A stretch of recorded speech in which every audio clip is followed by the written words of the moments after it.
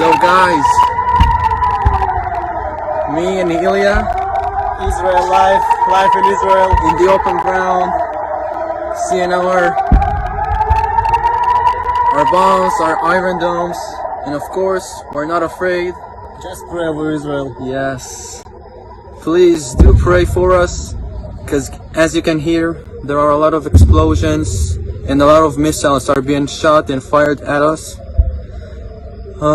Yeah, we shouldn't be afraid, and because we have Jesus, of course. God is with us. Yeah. He is our protection, and yes, we should always remember that God is with us and He is our protection.